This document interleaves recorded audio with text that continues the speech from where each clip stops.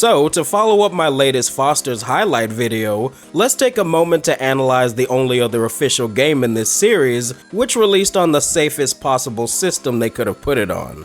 You know, it would have been really nice to have at least one console game from Foster's like some of its other neighboring cartoons, but once again, it is what it frickin' is. Honestly, it's crazy that I'm even talking about this game despite what I said about it over a year ago. This game is certainly better than the previous Game Boy Advance titles, so there's that. I guess it was inevitable that I was going to review this game at some point anyway, so let's take a closer look at it to see how it holds up.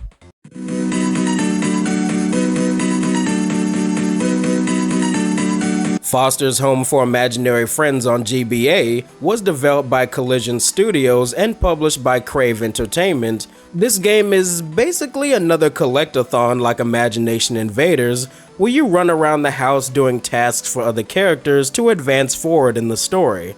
It does have more platforming involved, and each level is based on individual episodes from the show, which is pretty cool and the best thing about it, to be honest. Given the zany nature of this franchise, there are so many possibilities for unique gameplay to be had. Unfortunately, most of it amounts to just collecting stuff. Okay, that's a little bit unfair. This title also has boss battles, minigames, and combat? I guess if you consider throwing paper balls combat, then yeah, it definitely does. The core objective is to collect specific items with Mac or Blue and talk to other characters in the house, which there are many of. If there's one thing this game gets right about Foster's, it's making the player feel like they're navigating through a ginormous maze of a house with plenty of doors, floors, and rooms. I found myself getting lost and a bit confused as to where to find certain areas and objects. In fact, one level in particular is based on the Dinner is Swerved episode, where Mac and Blue get lost trying to get downstairs. And for some reason, it involves stealth sections? I don't remember that being part of the episode, but I digress.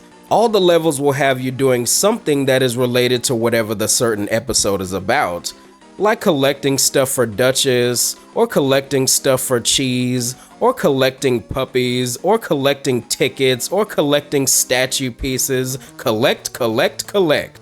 I think you get the point now. I know that sounds super repetitive, and honestly it is, but it's kinda what I expected from it. No, it's not terrible to play by any means, trust me, I've played a hell of a lot worse than this.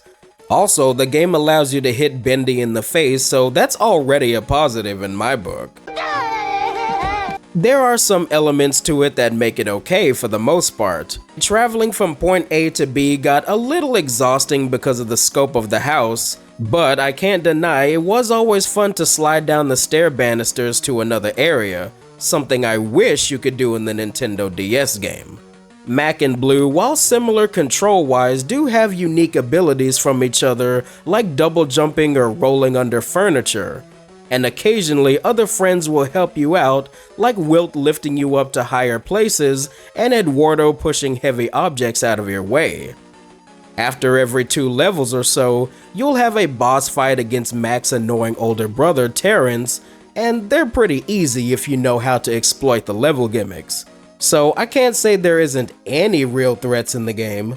Outside of the main story mode, you can play 3 mini-games at the Beehive Arcade, all of which are unlocked from collecting red tickets in the house. All 3 of them are pretty simple to control and I guess kinda fun. My favorite one was the skee ball game. I used to play the crap out of that game at Chuck E. Cheese back in the day. Now the paddleball one on the other hand can die in a fire. It was way harder than it had any right to be.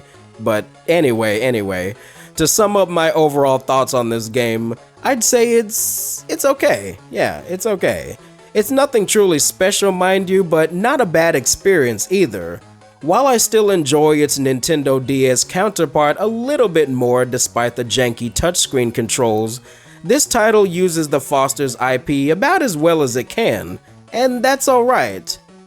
For those of you who don't know, I started off this Cartoon Network Games marathon playing a slew of GBA titles like this, and I guess you can say I've finally made time to review them. You can expect to see a lot more of these videos popping up within the next few weeks. Also, my Looney Tunes PS1 marathon is still on the way soon, but I'm going to do a little detour with other stuff before I fully dive into that. I hope y'all enjoyed this video. Thanks for watching Anubis Black, and I'll see you next time.